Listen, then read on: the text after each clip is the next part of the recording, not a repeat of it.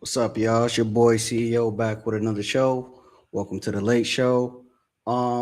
Today we're gonna be reviewing Charlie Kirk's Assassin. We're gonna go into Iran war. I heard they sending missiles in the air.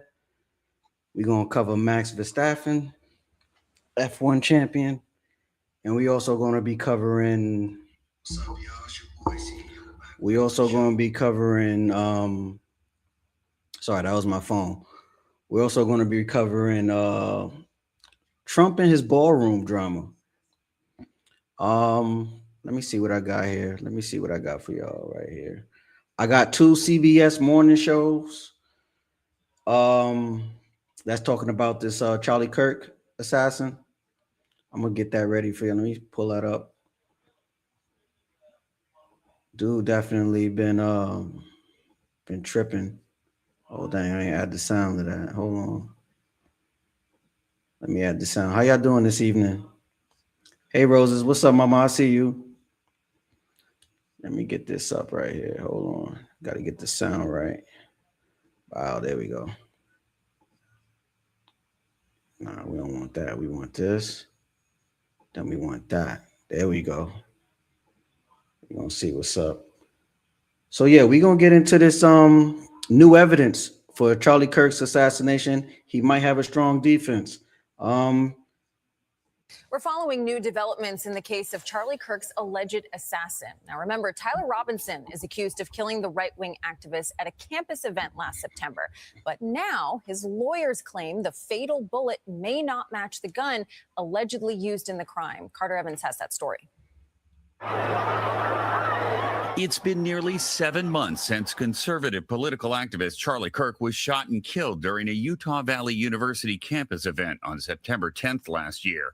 Now, attorneys for Tyler Robinson, the man charged in Kirk's killing, are asking to delay his preliminary hearing to review. you know what? When it happened, a lot of people made a lot of content. There were a lot of ballistic guys, independent guys that shoot high powered rifles. That was kind of confirming this information already. I mean, soon as the first release of the gun, first photo was released of the gun, it was shooters that was just coming out everywhere saying it don't match, it don't match. So to hear this now, it's like it's repackaged re-rock. I mean, if you've been following this story, you already know this information. This is not new information. It's just official information now because it's court documented. I mean, I'm gonna let it continue. A mountain of material they say could help his defense. In a new court filing, the defense claims in an ATF report summary that the agency, quote, was unable to identify the bullet recovered at autopsy to the rifle allegedly tied to Mr. Robinson. Doesn't mean that those bullets aren't the same or that they aren't connected. It just means there isn't enough evidence there to come to a conclusion. CBS News legal contributor. Same thing happened to Tory Lanez. See where he at. Contributor Jessica Levinson says this is not unusual. It is sometimes difficult to match bullets that were recovered at autopsy with bullets that are associated with a defendant's gun. And that could be based on lack of evidence and lack of markings on those bullets. Robinson has been charged with aggravated murder in Kirk's death. He has not yet entered a plea. Prosecutors intend to seek the death penalty. Robinson hid the gun and told his roommate to delete incriminating text messages. Prosecutors allege Robinson admitted to killing Kirk in those text exchanges. Roommate, you weren't the one who did it, right? I remember that information when they when the story first dropped, when the story first broke. I also remember them saying it was an old rifle. It was like his granddad's rifle that was old, something like that. And I don't it's no new information. I mean, all the gun people were saying that that bullet didn't match, even the trajectory of it and everything. I got another this report is from NBC. We're gonna see what they saying. I saw that CBS one earlier, but this will be my first time watching this NBC one. So let's see what they talking about. Let me get this right for y'all. There we go. The attorneys for the man accused in the assassination of Charlie Kirk are asking a judge to delay an upcoming hearing set for May. Tyler Robinson's legal team says they need 6 months to review the massive amount of digital evidence in the case. And they also made a new claim in the filing, saying the ATF was unable to match the bullet fragment recovered from the autopsy to the rifle that Robinson allegedly. They said they need 6 more months. Did I hear that right? They need 6 more months. What were they doing all this time? Used in that attack. NBC News legal affairs reporter Gary Grumbach joins us. Gary, the defense is asking now for a 6-month delay. So walk us through the evidence they have and the evidence they still say they need to review. Yeah, you'll remember, Morgan, this was a widely documented event, both the shooting itself and the aftermath. Everybody had a phone out. They were taking video. They were taking photos. And now the FBI has collected all of that and is starting to hand it over to Tyler Robinson's defense team. And it includes 600 hours of video, 300 hours, 330 hours of audio, 600,000 files. So we're talking about a ton of evidence. They say, the defense team says it's going to take about 60 days just to go through all of that and see exactly what they have and what they don't have. And there was a focus in a filing just the other day from Tyler Robinson's defense team on a part of an ATF summary report that they say they have obtained that says, quote, the ATF was unable to identify the bullet recovered at the autopsy to the rifle allegedly tied. The crime scene was contaminated. The crime scene was contaminated. Y'all remember how fast they snatched him up and how people was walking all over the crime scene when it happened? Like, the crime scene was, if my memory served me right, I remember the crime scene being like totally clean within a week. They done reconstructed the floor. They had people walking through the crime scene, people removing cameras and whatnot. I don't know. I mean, there was a camera right above his head facing from the direction he supposedly got shot. So I don't know what's going on with that.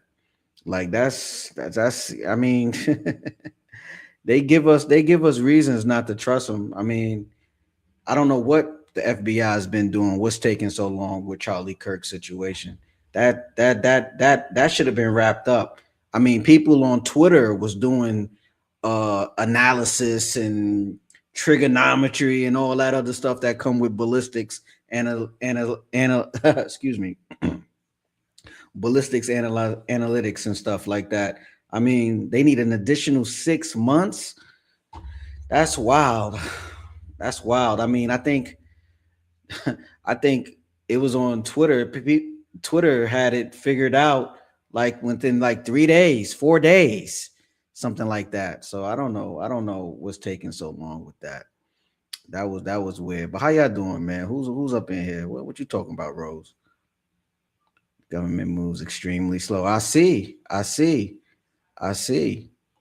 They do move slow. I mean, 6 months. I thought they was all over this situation. I don't know why they need 6 months. That just seems a little strange to me. That just seems strange. Let's get into this next story. It seems like Trump is always running into some problems with his ballroom. All right.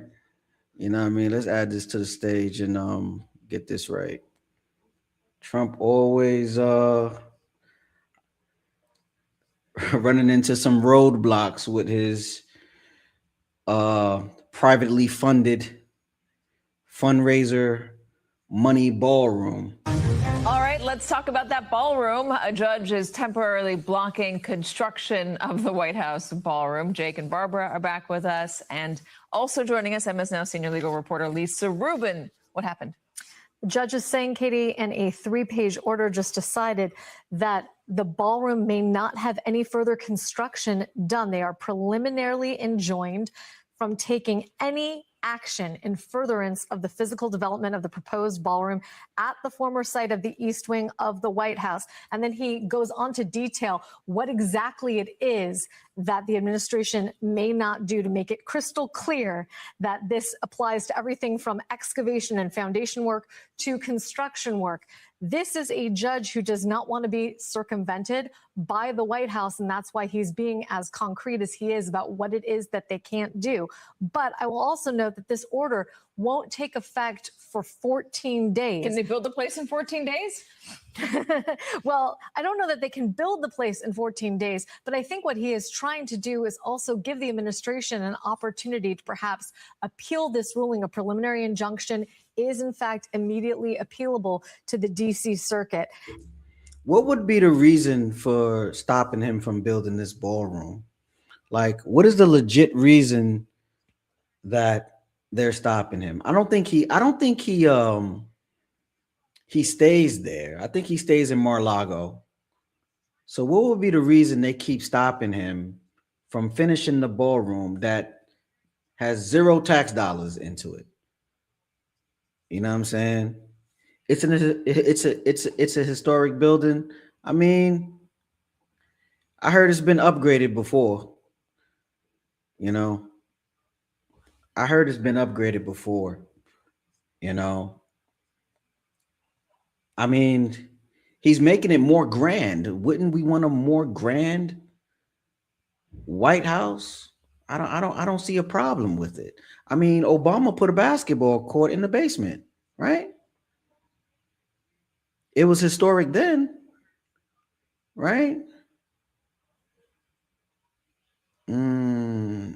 Not to this extent. I think, but not to this extent. But like, he's a real estate developer. He builds some beautiful buildings. You know, so it's not like it's out of his profession. If it's one thing he know how to do, is put some nice stuff in a building, for sure. Like, he's making a grand room that he's not going to be able to enjoy probably until the last year or the last 6 months of his term. I just think it's kind of petty. Let him finish. Let him finish. It's already torn down. Let him finish. And then, you know, y'all could do what y'all want with it after he's done. I just don't see what's the point of because who's paying for these judges to these judges' court fees to keep blocking them? You understand what I'm saying? Like, who's paying for that? No. In the basement. But yeah, but like, even to do construction in the basement, you gotta rip up something. You know what I mean? You gotta rip up something. You feel me? He's adding a ballroom on top. And then imagine that ballroom get there, what they could build under it. It could be like a legit, bigger, better fortress under there or something like that. You know how US like to do it. I just don't see why they keep stopping them. We didn't have to pay for it. He raised the money for it. Like, I think he should have it. That may be what they're trying to do. That's just my opinion, though, Rose. I think he should have it. What's good, brother? How you doing? Let me see.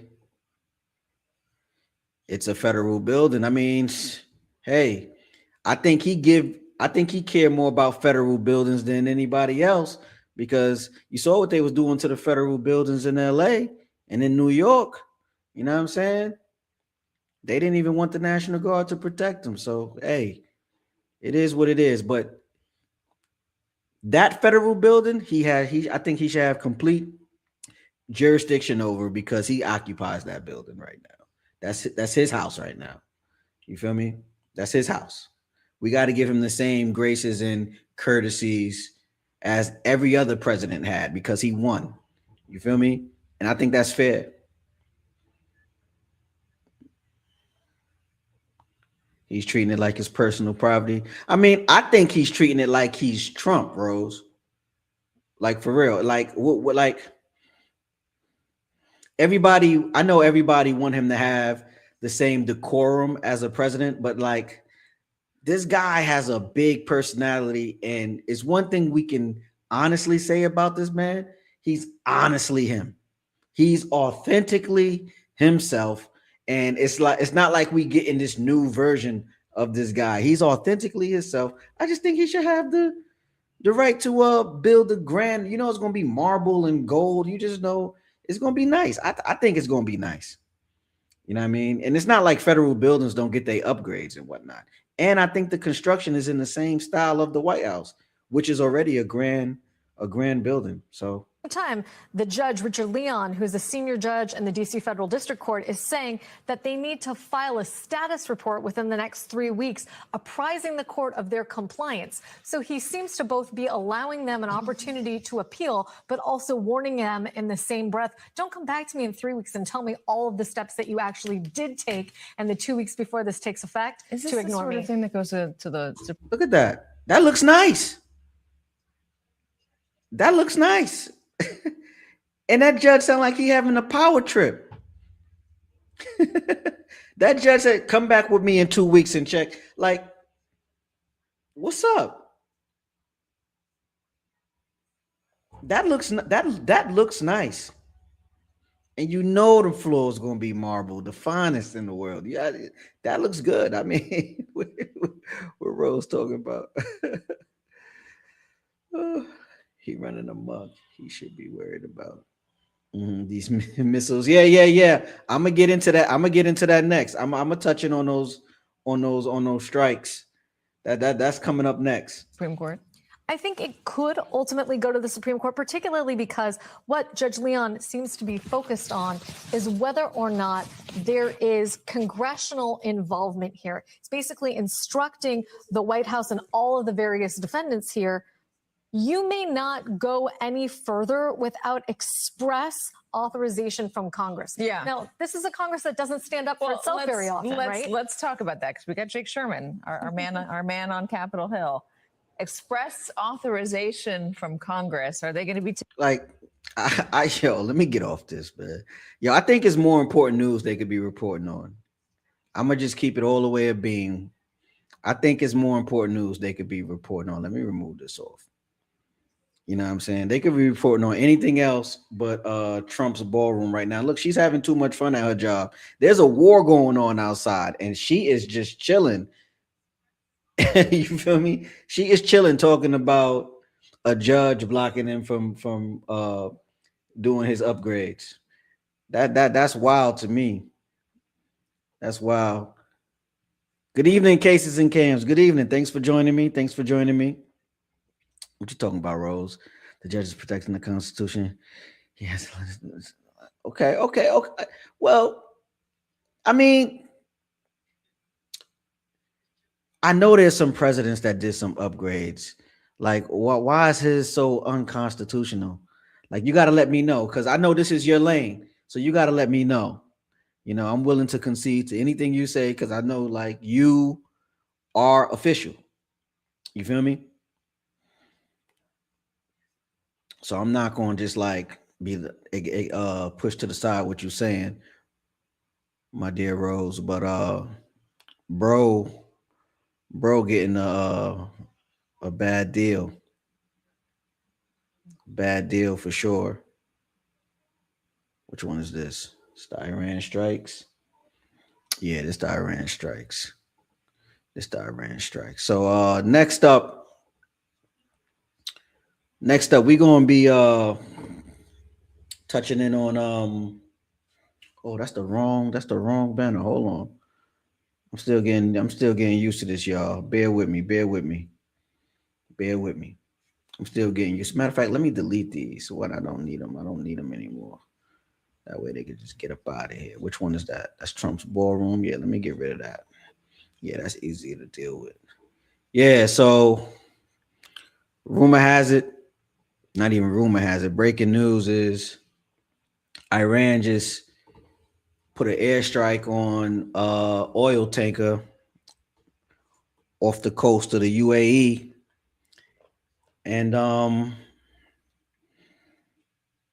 I think things is heating up, man. Because those was that oil is expensive right now. A Kuwait oil tanker was the latest target in the fight over the Strait of Hormuz. Iran hit the loaded crude oil tanker off Dubai, setting it on fire. President Trump has threatened to strike Iran's energy plants if the strait. Oh, they got permission from Congress. Congress ain't messing with them right now. You feel me? Congress ain't messing with them right now. At least half of them. At least half of Congress not messing with him. I think the Republicans signed off on it. I'm not sure, but he probably didn't get formal permission. But I feel you on that. I mean, look what they just did to him. I wouldn't want to play by the rules. They didn't play by the rules. Look what they just did to him. You got to keep in mind he's still a man. You feel me? But let's get to this Kuwait oil tanker, man, off Dubai. Is not reopened, though the president also suggested in a Truth Social post that he could abandon that effort and leave it to the allies. He then clarified his position in a CBS News interview. Let's bring in CBS News White House reporter Aaron Navarro. Aaron, is the Strait of Hormuz still a priority for the president at this point? It seems that it is decreasing as a priority, as both President Trump in this post and interview with Wei Zhejiang earlier today, as well as Defense Secretary Pete Hegseth, have suggested a path of ending this conflict in Iran without the reopening of the Strait of Hormuz, even though this comes just days after President Trump announced that April 6th deadline for Iran to reopen the strait before the U.S. attacks its energy sector. This morning, as you mentioned, the president ramped up his criticisms of NATO and European allies for not doing enough militarily with their own naval assets to reopen the strait. Hold on, I'm a little confused because I thought Trump said he annihilated their army or their navy. So how they launching these missiles? You feel me? I thought they bombed the entrance to them caves. Would they miss some or something? Because I heard they spent like what 200 billion already. I think they spending like 12 billion a day or something like that. Anybody know the numbers on that we spending? Let me see how much are we spending on this war. Hold on, guys. Hold on. Hold on. Let me see what we spending on this war. How much is the United States spending on these Airstrikes?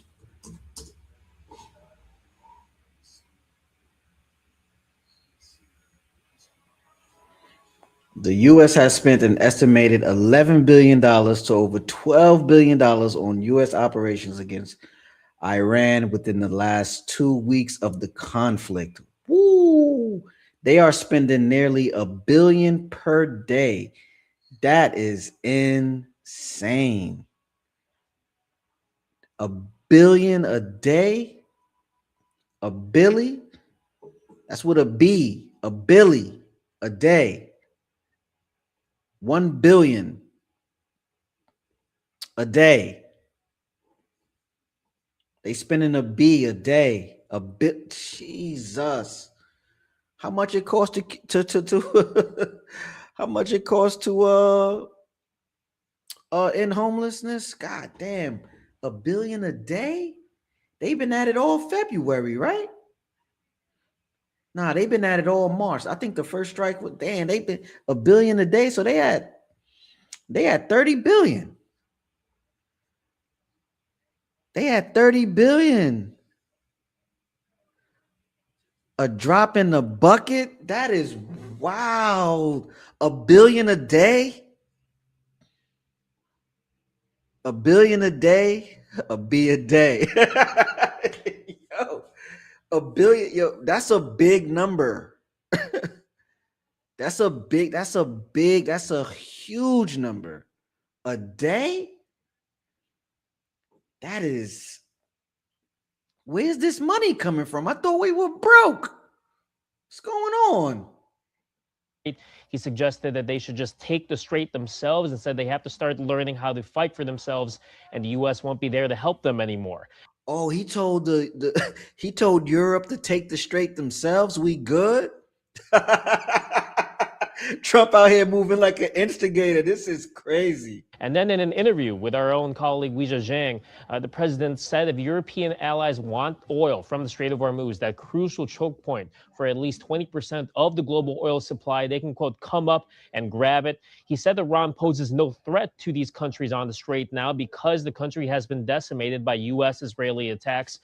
Oh, so Trump like he cleared the way. Y'all come get it. Y'all come get it. I cleared the way. Y'all come get it. Y'all come get it. Nah. I ain't gotta, y'all come get it. We good over here. We good. It's a fire sale. Y'all come get it. Get some cojones. That we do know they have underwater mines in the strait. And still, even if the strait is a lesser priority, the main goal of preventing Iran from developing a nuclear weapon remains for this administration. And the president told Weijia he is not quite ready yet to take U.S. assets out of the region. He said while there's not much that has to be done between now and when he declares victory, he said, is that oil in the water? That's like an oil spill in the water, right? quote, we want to clean up some ends. And Aaron, we have some developing news coming out of Iraq, where the foreign minister says an American journalist has been kidnapped. What do you know?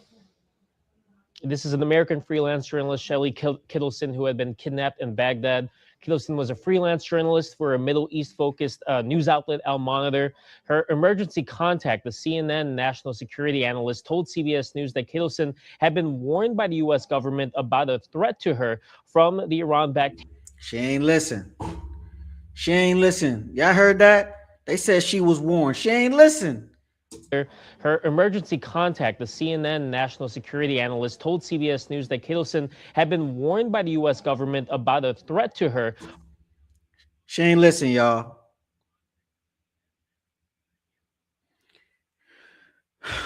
She ain't listen. She ain't see that Ben Affleck movie, man.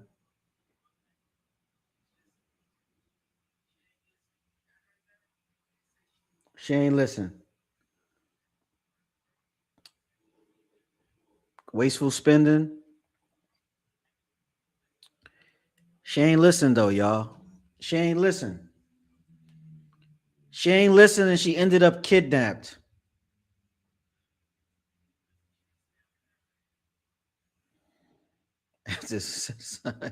We are broke. I feel you. You know, America's policies, we don't negotiate with terrorists, man. I don't know why Shorty was over there. Now she kidnapped. From the Iran-backed terrorist group Kataib Hezbollah, which have been looking to kidnap or kill female journalists. In response, oh no, I can't stream stuff like that. That's wild. Let's get back over here. I can't stream stuff like that. How you purposely looking to kidnap female journalists? What kind of sucker shit is that? Excuse my language. What kind of sucker stuff is that, bro? She was warned that it was a threat to her safety and she didn't listen, bro. That's what getting me tight right now. She didn't listen, bro. She did not listen. Let's see what CNBC had to say, y'all. Jesus. Get this ready for y'all, man.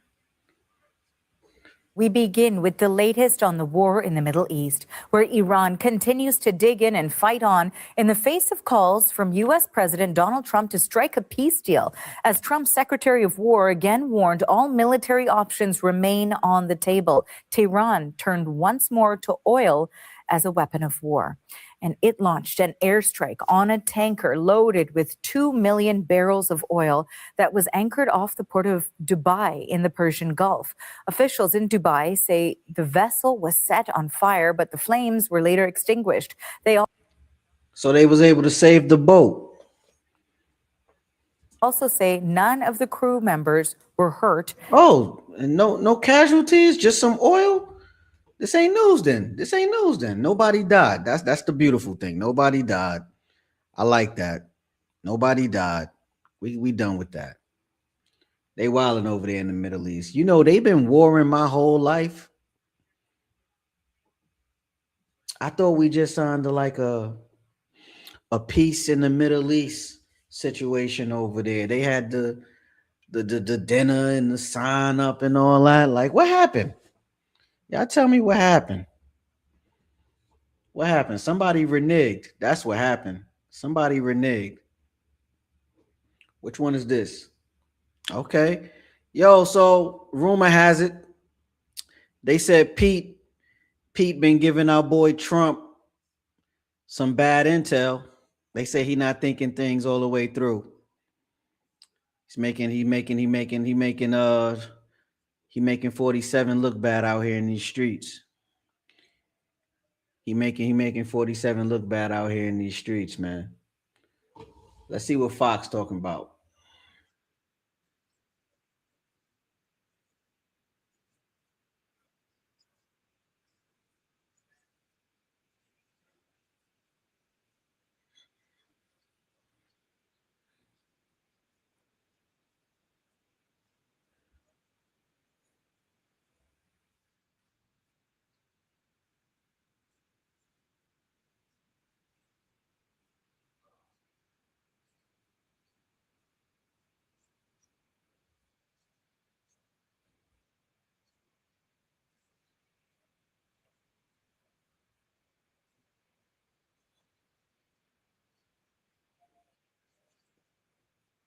Oh, my bad, y'all. That were to happen, Iran gets a My bad. Let me ceasefire. It gets to my keep bad, y'all. Let this me run that back chokehold. for y'all.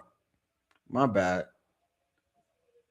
My bad. They saying Trump might end the war without reopening the strait. I thought y'all heard that. Thanks to the chat. Shout out to the chat. A new report says President Trump has told his aides that he's willing to end the war without reopening the Strait of Hormuz. Dan Buriet is with us. He's the former energy secretary under President Trump. Dan, do you believe that our president would end the war without reopening the strait? It sounds like he hasn't finished the job. Well, good morning, Stuart. I find it hard to believe, to be honest. If this is part of the negotiating strategy, as the Secretary of War pointed out, to get the Europeans, to get the Asians, to get others involved to help us open the strait, then that's fine. I understand it. But if it is truly accurate, if the story, the Wall Street Journal story is accurate, then I think it's highly problematic that we would leave that area without opening this strait. I mean, you think about this logically. If that were to happen, Iran gets exactly what it wants. It gets a ceasefire. It gets to keep this chokehold. And it looks more like a timeout rather than a deal. We're simply going to push this issue into a future administration and into future economies. I think it's a very bad strategy if, in fact, that story is accurate. Then, if it's accurate and if we leave the strait closed, then presumably we're looking at $4 gas and $100 a barrel oil for a long time to come. Do you see any way around that? No, there's no way around. Nah, we don't need $4 a barrel, man. We don't need that. I remember, what year was it? It was 2012. Was it 2012? It was 2012, 2011. Yeah, I had a green Chevy Envoy XL. And gas was like $4.29 or something like that, man. Gas was crazy. I remember having to pay like $80 and $12 to fill up that damn truck, man. And I'm stubborn too. I'm not the type to like just put a quarter in a tank or put half in a tank. I gotta hear the gas click. You feel me? Because I'm gonna need it anyway. So I just might as well buy it while I'm there. And when I shop for gas, I try to get the lowest, the cheapest I could find. Keep it a buck with you. You feel me? We definitely don't need $4 gas right now, man. I can't. Shit, I just think about that shit. Just got me tight.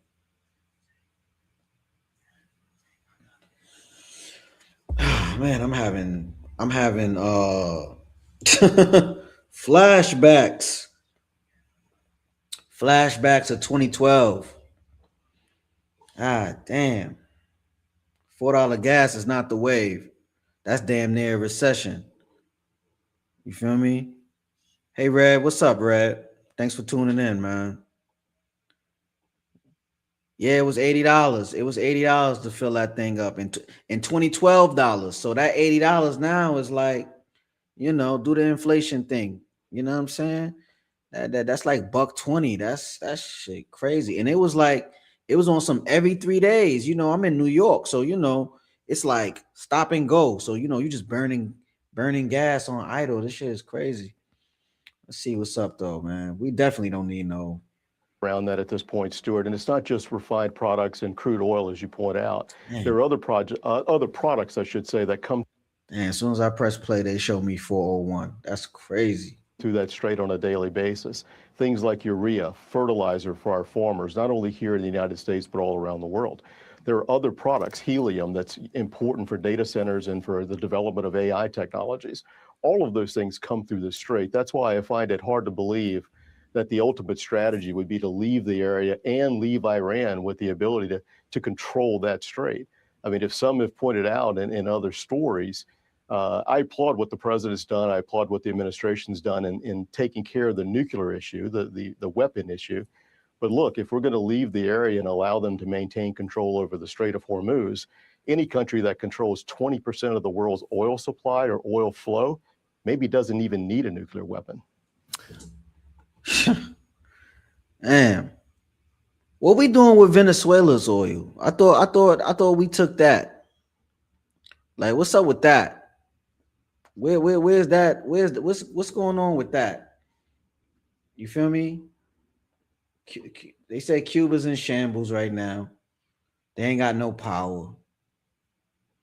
I played the wrong video too, y'all. I was supposed to play this one right here from CNN with this thumbnail. But I'll get better. Next show will be better.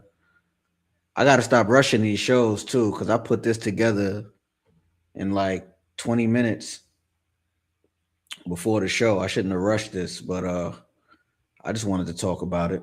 Straightening out the Strait of Hormuz is something Trump has clearly wanted to do, but it has proven to be quite complicated. CNN has new reporting on what Trump was not told before launching into this war, according to sources. In the lead up to the first bombs dropped on Iran February 28th, the president met with a small group of advisors to discuss options. The president made it clear he wanted to launch a military campaign alongside Israel, sources tell us. This sort of briefing would normally include likely economic fallout should Tehran retaliate by closing the Strait of Hormuz, which is eminently predictable. But, three sources tell our CNN defense team, Defense Secretary Pete Hegseth not only validated Trump's idea to move forward, he downplayed risks, the sources said, of the conflict spiraling out of control.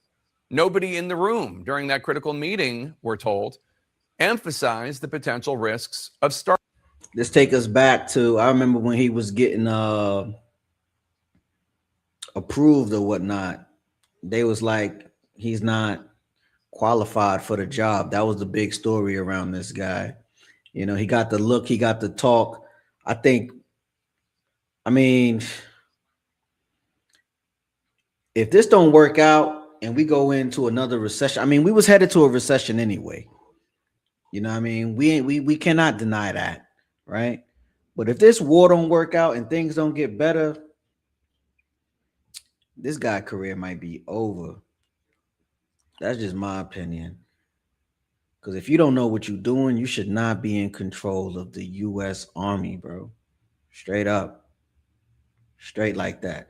And the one thing I don't want is boots on the ground. We don't need boots on the ground, bro. We were spending $1 billion a day all March. We don't need no boots on the ground. Starting the war. And speaking of risks, today, Secretary Hegseth was asked about reports that the U.S. is considering putting boots on the ground, service members on the ground in. I just said we don't need boots on the ground. He said we consider putting boots on the ground. Damn. In Iran. Our adversary right now thinks there are 15 different ways we could come at them with boots on the ground. And guess what? There are. The point is to be unpredictable in that. Certainly not let anybody know what you're willing to do or not do. Be unpredictable. This all comes as the chairman of the Joint Chiefs of Staff today. Yo, it's funny how news cut it and won't let them finish. They just get that line and then cut it. Yo, CNN is funny and they don't care. He looking you dead in your face knowing he didn't let that man finish. told the American people that the U.S. military has begun flying B-52 bombers over Iranian territory for the first time since the war began. This would suggest that Iran's air defenses have been quite significantly degraded. But the overall situation in the Middle East in general remains delicate, so delicate that the State Department today upped its shelter-in-place guidance for Americans in Saudi Arabia, adding this new warning, saying, quote, "We are tracking reports of threats against locations where American citizens gather." If you're American, now is not the time to be in the Middle East if you're not on one of the oil rigs. And then, damn, it's not even the time to be doing that right now. Damn, but it got to get done, right? Damn, that's shelter in place. We advise, hope they listen. They won't get kidnapped like our last shorty over there. U.S. citizens that hotels and other gathering points, including U.S. businesses and U.S. educational institutions, may be potential targets, unquote. How concerning is it that our CNN is reporting that ahead of the war, according to sources, no officials seem to give Trump a realistic rundown of potential worst-case scenario risks? Well, it's very concerning. I'm surprised that if the chairman was in the room, you know, again, I've known Chairman Kaine for decades now, and you know, the military senior advisor to the president is responsible for laying out options and laying out the risks to each one of those options. And as it's been reported extensively, the holding the Strait of Hormuz at risk by Iran and any type of action against Iran has always been part of the core analysis in terms of threats to any type of operation. So I'd be surprised if the military didn't. I can't speak for, you know, Secretary Hegseth or whoever else was in the room, though. Let's do a good news, bad news from the war front. Good news, B-52s are now flying over Iran. What is that? I think the B-52s is the stealth bombers. Hold on, let me see. Let me look that up, y'all. Hold on. Let me see. Let me see. B-52. No, that's not the stealth bomber. That's just the heavy bomber. Yeah, that's a B-52. Damn. I wonder how much that's costing. That suggests to you? Well, it certainly reinforces air supremacy. I mean, there's obviously no stealth to a B-52, you know, flying over enemy airspace. And then the other thing that I caught very interesting today when the chairman was briefing was the number of dynamic targets that are taking place each air tasking order cycle or each 24-hour period. That definitely tells me that the long target list that CENTCOM has been working against since the outset of the campaign on 27, 28 February, it's not exhaustive because they are doing a lot of reattacks, but they are getting opportunities to go after, you know, actual launch locations as they find them through real-time intelligence. That was pretty telling to me as I was listening to the briefing today. Interesting. So that's the good news. Here's the bad news. Spain, France, Italy are now putting serious restrictions on the ability of the U.S. to use their bases, to use their airspace. What do you make of that? That mean they don't fuck with us. That's what that mean. They mean they don't fuck with us. You feel me? That's exactly what that mean. We can't use their airspace. We can't fly over real quick. That's what that mean. If World War III was to start, it's going to look crazy. It's not going to look anything like the history books. You feel me? Well, none of that's helpful, obviously. And the fracture that's taken place, you know, with the NATO alliance and just our European, partners writ large is concerning. We didn't communicate to the degree that we have done in previous combat operations or long-standing conflicts before going into them with our allies. And I think this is a result of that. We certainly need to have basing opportunity, or not opportunities, but basing locations. It helps with really the agility and the geometry as you build a military campaign. So none of that is helpful, and makes, frankly, the job a lot more difficult. And it puts aircraft that we could otherwise put on the European continent at risk having them in Saudi Arabia like we saw over last weekend when those were struck by ballistic missiles from Tehran. It now seems quite possible from Wall Street Journal reporting and from President Trump's own public statements that the U.S. might look at the fact that the missile program has been destroyed. Many of the missiles have been destroyed. The Iranian Navy has been destroyed. The Iranian Air Force severely degraded. The regime in shambles, and say, okay, we're done. Declare. Okay, well, that's a lot of damage. That's a lot of damage. I still don't justify no goddamn $4 gas, bro. That's real, bro. Just don't want no $4 gas, man. Yeah, I don't know what's been up with StreamYard, bro, but like, I'm not frozen anymore. Am I still frozen? Am I still frozen, or is it just when I share screen? It's crazy. I never froze when I didn't have premium. I got premium, I started freezing. That's what's wild to me. That's what's wild to me. But yeah, we're gonna pivot into something different. I'm a big F1 fan. I'm a big Red Bull fan, of course, Max Verstappen. Hold on, let me delete these lower thirds I don't need real quick, y'all. You feel me? Whoa. Not that one, my buddy. But yeah, man, they saying my boy Max. They telling me my boy Max might retire, man. They telling me my boy Max might retire. I hope it ain't so. I hope it ain't so. But they telling me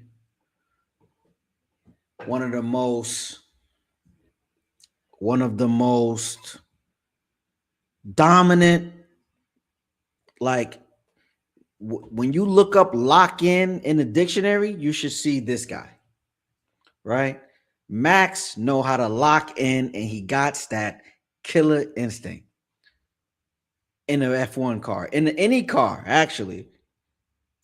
Because if you're in the F1 and you watch him drive, this guy is like the guy. And now with the new regulations, he's not having fun anymore. So he's thinking about walking away from the game, from the sport, rather. Let's see. Let's get into that. Max Verstappen is closer than ever to walking away from F1 and says the next few weeks and months will decide his immediate future, which could even include taking a year away from F1. The prospect of Verstappen quitting F1, or at least pausing his Grand Prix racing career, has grown since the introduction of new rules in 2026. No, it's not no, Rose. Oh, no.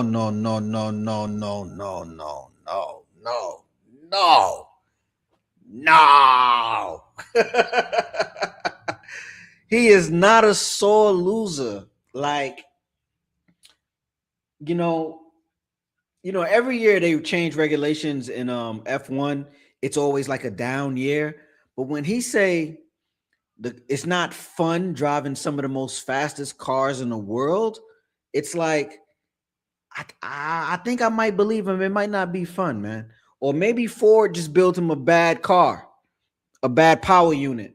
Because I don't know if you know, this year in 2026, the regulations is 50-50. So it's 50% combustion engine, 50% battery, right? And then what's happening is when you're watching it, everybody is slowing down on the straight so they could recharge their battery to have boost in the corners. You feel me? And it's killing the sport. Like, personally, I like the sounds of the V10s because I'm old. We old, right? But the V8 sounded good as well. And, Max was dominating the hybrid era, at least on the back end.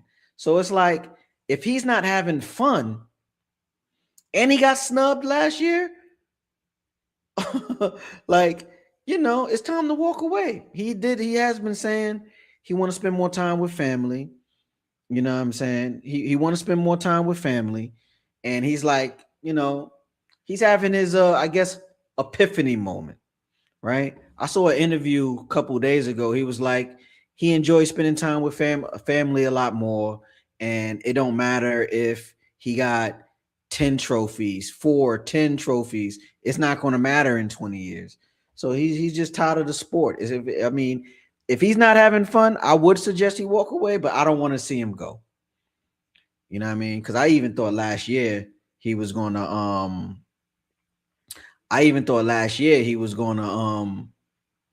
switch teams to Mercedes. That was a rumor. You feel me? I'm teasing him. Okay. Oh, y'all just playing with me. All right. I see what's going on. Let me play my video. But Verstappen has publicly loathed. But that stepped up a notch as Verstappen admitted he has a choice to make about staying in F1 several times during the Japanese Grand Prix weekend, most overtly in a post-race interview with BBC Sport, in which he was directly asked whether he could walk away at the end of the season.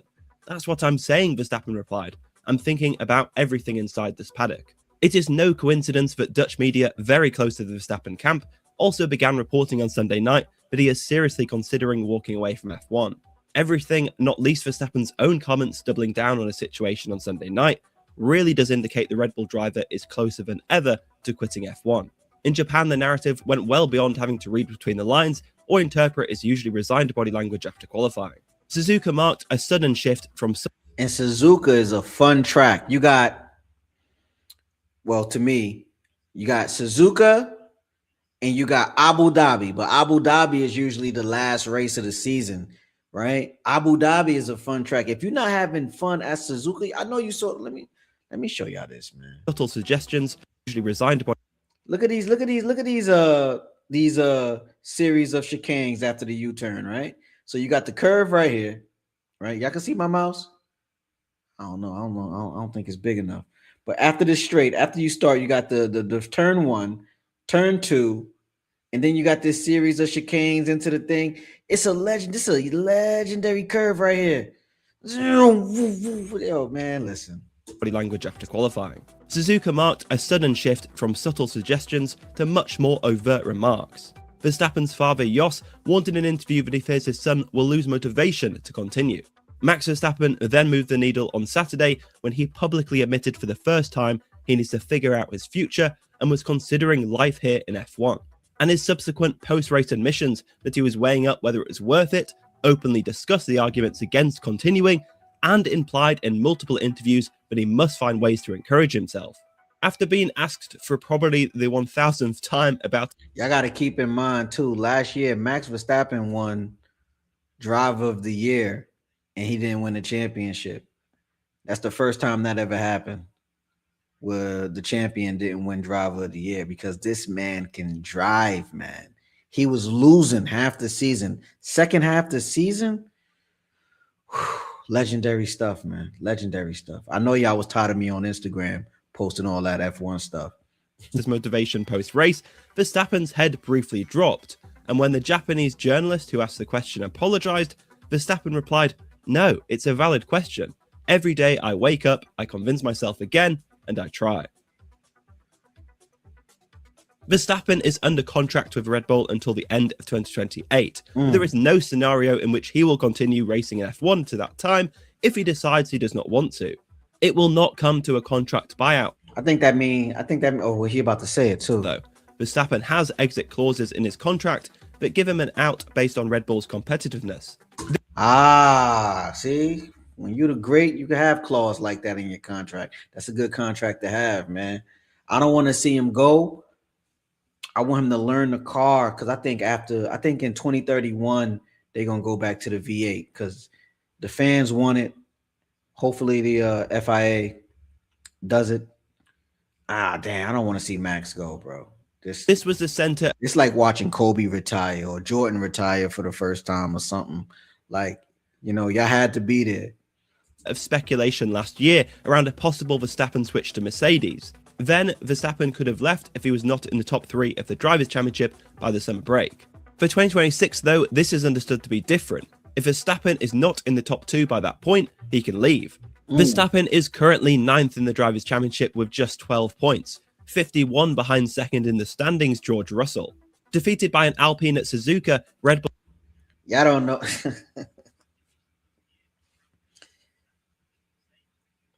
He got beat by Alpine at Suzuka. This is like Nicki Minaj dunking on Prime Shack. That's how bad this is. You feel me? Y'all see this pink car? That's an Alpine. They don't win. You feel me? He lost. This is Max Verstappen right here. You feel me? He lost to an Alpine. That's like Nicki Minaj dunking on Shaq. Oh, that's embarrassing. And Verstappen spent a second consecutive race weekend firmly in F1's midfield. Worse still, Red Bull's drivers don't think the team has a clear direction out of the current problem. Verstappen's not sure a new upgrade package introduced on his car worked either. Teammate Isaac Hadjar was withering in his assessment of the chassis, calling it terrible and warning, "We have no lead on how we can make the car faster." He even went as far to call the RB22 dangerous after the race. So given the extent of Red Bull's struggles with its car and adapting to running its own engine for the first time, it is extremely likely Verstappen will have a clear contractual route to leave Red Bull this year. Furthermore, it is understood Verstappen does not need to notify Red Bull of his decision until October, so he also has plenty of time to see what changes, not just in Red Bull's competitive situation, but with F1's new rule set. Verstappen does not enjoy the near 50-50 split between internal combustion engine and electrical power that is... See, that's what I'm saying, bro. It makes no sense. It makes no sense because on the straight, he got to slow down to charge the battery. Who wants to go slow on the straight?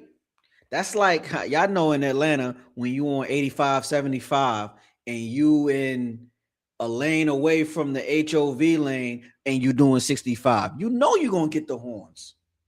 You feel me? That's what that feels like. That 50-50 split. You feel me? It just makes no sense. It's like you can't push the car to the max because you'll drain the battery, but the strategy is maintain the battery, but you're going to end up with slower lap times. It makes no sense. These are supposed to be the fastest cars in the world, bro. They shouldn't be playing chess while they going 200 miles an hour, if they even get to 200 miles an hour. Key to the new rules and the demand on energy management it has created. He has made regular criticisms about this, like calling the speed differences triggered by different battery states in F1 a mushroom. That is so disrespectful, Rose. I think I'm gonna give you silent treatment. That is so disrespectful. Leave Max alone, bro. Leave Max alone, man. It's my champion. It's my champion. On Sunday in a reference to the Mario Kart game that has become a favoured mocking comparison of choice. There is an acknowledgement among F1 stakeholders that qualifying in particular needs addressing, as there are too many high-speed corners being compromised by the need to charge the battery, and moments like the car slowing down significantly at the end of the lap at Suzuka, which world champion Lando Norris said hurts your soul in the car, are also underwhelming to watch. The division comes over how big a change is needed. The rulemakers hope that this generation of car and engine can be refined rather than overhauled, but Verstappen's much publicized belief is that F1 needs to reverse out of the switch to greater electrification entirely. While this year is all about what can be adjusted within the rules and more importantly the physical engines manufacturers have already designed and built, Verstappen hopes that a bigger set of changes will be tabled for 2027. F1's argument... See, yeah, that's what I'm saying. Like, it's a little bit different now because, you know, the new rules and whatnot. That 50-50 split for the power unit is just like, it's messing everybody up. Everybody is like, you know who's winning right now? The young dudes. I'm not going to even hold you. Lewis Hamilton is in the top 5 right now. I think Lewis Hamilton finished in 4th place. Yeah, he finished in 4th place his last race. You know, Mercedes is killing it right now. I think Mercedes got a driver here. I think he's 21? No, 19. He's in between 19 and 21. That's really young, bro. They you know, it's like watching one of these young boys play Fortnite and they build the whole house in like 6 seconds. Like, how did you do that? You feel me? I don't know. But yo, that's the show, man. I think I'm about to hold on. I got like a couple more seconds before I make an hour. I want to get an hour in real quick. I'm a better pace myself, so I'm gonna get better. But thanks for tuning in. I appreciate everybody that was in here. I see you, Red. Rose, I don't even know. I shouldn't even acknowledge you right now, but I am because it's love. You heard. Everybody on the vertical side, yo, like the video, come over to the horizontal side. You know what I'm saying? I like to keep the chat, you know what I mean, going and whatnot. But like the video, subscribe if you liking the content, man. All right, I'm out, y'all. Word.